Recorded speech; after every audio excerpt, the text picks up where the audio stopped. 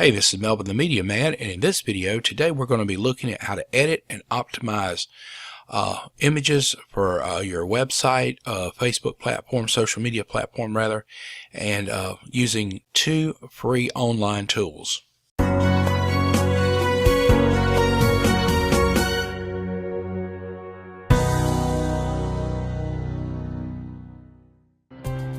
Alright, my friend, we're at my website here at melvinbarnett.com, and on this website we have some really great free resources on building websites and all kind of other information related to it. Also, if you're building a website using particularly WordPress, or want to use a basic website builder, an online builder, you can also come down here to how to build a church website. Of course, you can also use this for ministry and just regular business websites. It's all the same. But if you go to this website right here of mine, it specializes in exactly step-by-step and tutorials on how to put together and build websites efficiently and really build a great program and save yourself a lot of money and heartache. But anyway, we want to get started. Today we're looking at two programs, and these are free. We're going to be using Photor.com. You'll also need to set up an account with them by using your basically your email. They can ask a couple of questions, coming up with a username and password. Obviously nothing's free, so they have an upgrade here to a pro version. This is a very nifty program. It's really cool.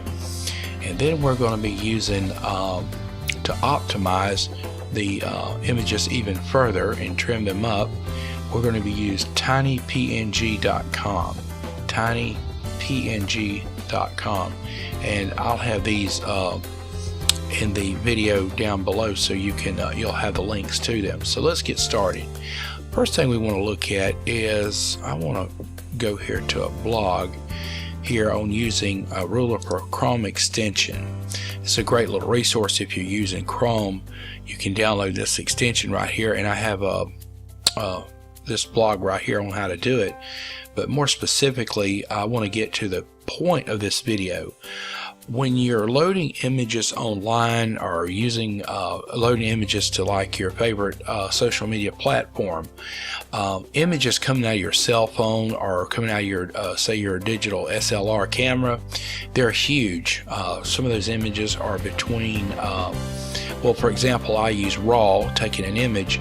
So if I took this picture right here, it would come out in a little bit different proportion here, but this image right here would be anywhere from 35 to 37 megs before I pulled it into like Lightroom or Photoshop and edited it. But let's just say you're working on a blog or something, and you had a two-column situation that you wanted to use an image, and we're going to be using this image right here, for example. This image would only need to be 400 by 300, which optimized would pull this down to about 24.9, give or take, depending on your image. And then in a three-column scenario, you would only need to say 256 by 192 image, which would pull that image down to about 23.9, give or take, depending on your image. And the same here as far as a four-column. The idea here is you would not want to use, say, this image right here to put here. It's a waste of space, waste of resources, and increases your bandwidth. Nor would you want to use this image as well. This image right here is optimized for this particular width right here, so I'm not wasting space. This increases the downloading of your website or information. You don't want that. People having to sit there and wait on an image to upload, they're going to move on to another website or further information. So anyway, in this blog post right here, just gives you some information on setting up and optimizing. But we're going to be using this program right here. Like I said, this is a free online program. So to get started right here, we'll come down and we're going to go to Edit Photo. Okay. And we're going to add a photo right here. So we're going to click Open. and I'm going to get a photo off my computer. As you can see right here, they've got a cloud, Dropbox, Facebook, but I'm going to be using my computer, and Windows Explorer right here, or if you're using a Mac, the equivalent. I'm already in the directory and folder that I want to be, and now these photos right here have already been processed using Lightroom. That doesn't matter. You can take a raw image, it's just the same. And here's some images I took at the Lake City Park here in Lake City, South Carolina. I'm going to be using this photo right here. So let's go ahead and open it.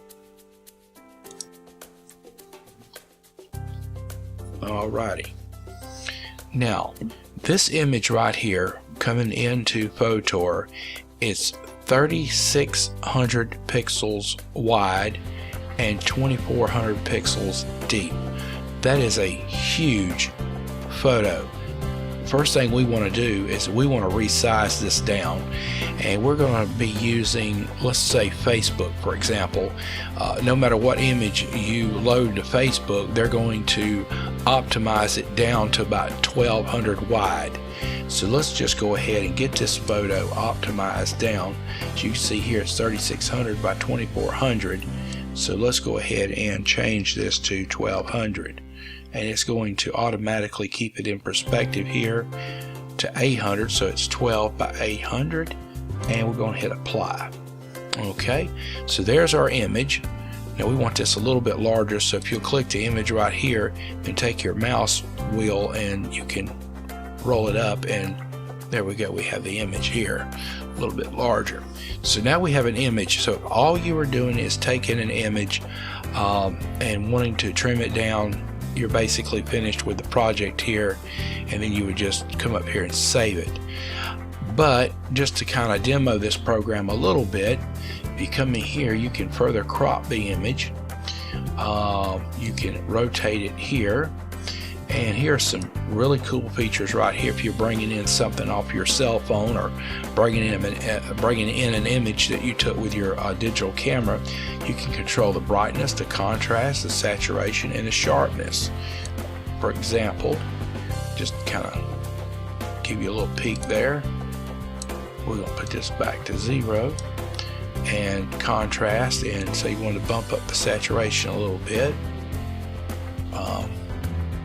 Very easy. And here you can fine-tune the exposure, making it brighter, add more light. Okay, and highlights and shadows. Just come down here and you can kind of play with these. Say you want to add a little vignetting. This kind of draws attention to your subject in the middle by darkening the edges like this right here. It brings the person's eye to the focus on the subject, the ducks. Matter of fact, we'll just leave this at a little bit of we'll just leave this right here, a little bit of vignetting. And of course, we've already been into resize right here. So anyway, so what we want to do now, we want to come over here to text. I want to add a little bit of text to this photo and show you how to do this. So we're going to add a heading to this photo. Double click in here, and since I took these photos right here at the Lake City Park, show you how easy this is. Let's go in and put in Lake City Park. There we go. And of course, you just take this right here and move this out. Now particularly I like this font, and we'll change fonts in just a minute. So we're going to just put this right here, and as far as color, you know, you can go through here and change different colors, and of course white. Normally I'd use white, but I'm actually going to come up here and hit this here, and I just want to use something that's a little creamier.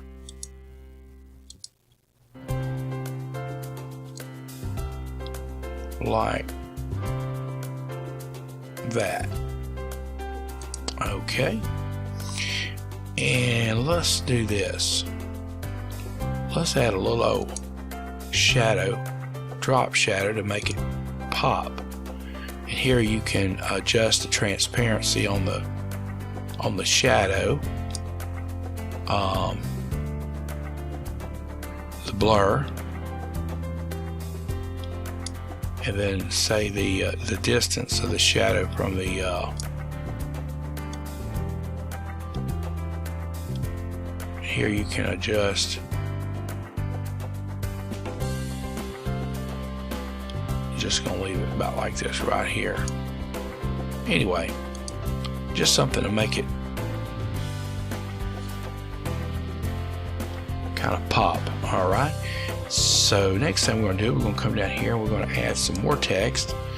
I'm going to bring this up about right here, and what I'm going to do here is I'm going to add the address. So when this photo, say for example, it gets shared or something, or people want to know where did you take these pictures, I'm going to not only have the Lake City Park, but I'm going to put the information about the park as far as where it was. And I want to change this to white. Okay, there we go. Now I don't particularly like this font, so let's come up here and let's add something a little bit different. Yeah, how about that? All right, and let's move it up here a little bit closer to Lake City, and I want to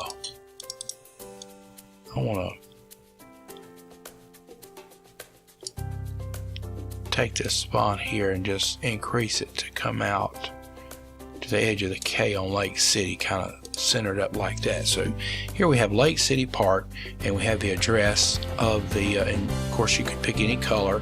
I'm going to leave it right here, and on this image right here. So let's add one more thing. I'm going to add a subheading and put down here. How about let's do this, M-A-L-L-A-R-D, Mallard Ducks. Okay, and we'll take definitely want to change that color right there. I don't know, let's stick to, how about just for simplicity, let's use a little bit of green right here. Since we got a little green up here, we'll take this here and let's move it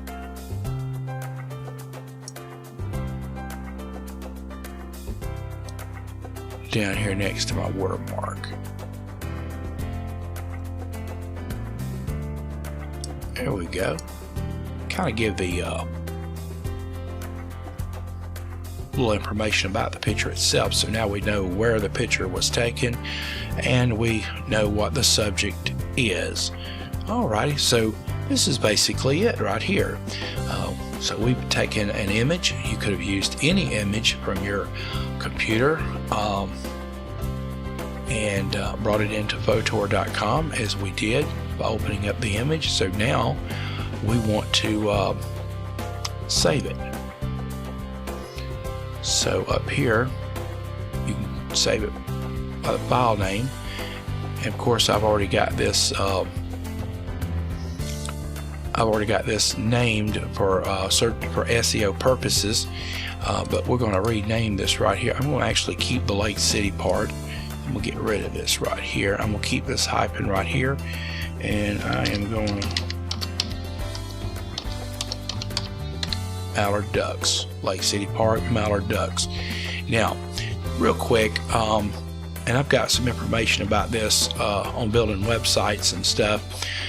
For search engine optimization, or called SEO, you want to be careful with the names that you give something. Here we see we're bringing attention to the subject and the location of the picture by naming it Lake City Park, Mallard Ducks. If you notice, I use hyphens instead of underscores, and I didn't put any spaces. When you leave a space in between a file name, then what happens is your computer, if you load that picture, it automatically assigns some character. Sometimes if you look up into, say, an area like this on your website, you'll see, this is not a good example, but you may see your domain here, and then you've got a bunch of just various keyboard symbols all in between letters. That's what happens. Use a hyphen, because a hyphen is read as a space on a computer. If you use an underscore, it reads it as part of a letter. So if you had lake underscore city underscore park underscore mallard underscore ducks, then it would just read this as one big giant word, which is not in the English or any other dictionary. Here, a search engine, no matter which one you're using, say for example Google, it's going to read this file as Lake City Park Mallard Ducks. So for example, if you're in a search engine and you just happen to type in, say you're looking for a duck picture, or you're looking for photos of the Lake City Park, by typing in Lake City Park, it's going to make this photo relative to your search. So anyway, without further ado, we've got the image name in here, and some people would go ahead and add a hyphen, add your personal name, or so the photographer's name. I'm not going to do that for sake of this photo. So let's go ahead and we're going to download this this image now. Alright, so it downloaded it right here. Okay, so we want to drag and drop this into our Windows Explorer.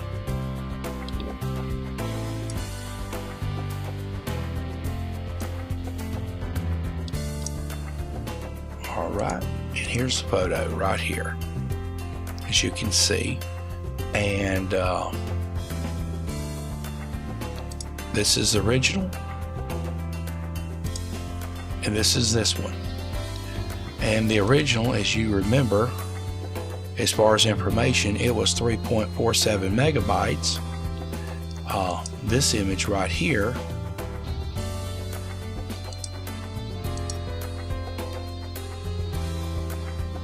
is 318 kilobytes. As you can see, it's 1200 by 800. So the next step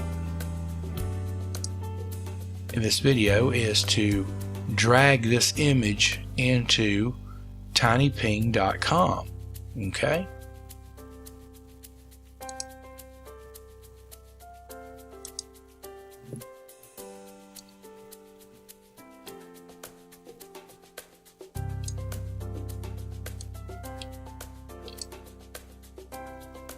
Alright, it is now processing.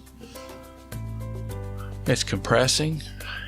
And as you can see here, this image now, it has cut it 39%. So it went from 325.9 kilobytes, okay, down to 200 kilobytes. Okay, and the photo is going to look great. So anyway, this is what I mean by optimize. It's the integrity of the picture is all the same, but it went in the image and it saved, it cut out anything it didn't need, and to the human eye the photo looks just the same. So now what we will do is we will just simply download the photo. There we go. And we're going to take this photo right here and we're going to drop it in our Windows Explorer. Here's the photo here. There we go. Same photo, optimized. And it's showing up here at 195 kilobytes. As opposed to 318. So these are the facts. So this image right here, if you're using this image in say Facebook, it is now optimized for Facebook, 1200 wide and 800 deep. So you could post this image right here if you were doing an ad or some kind of advertising or some special event that you were having, some social program or whatever, and you needed to like a nice image background with some wording, letters. Here you go, you've got it. And I think that's it for this video. Hope you enjoyed it. Easy to follow. You might want to look at it again. But until next time, God bless. We'll see you later.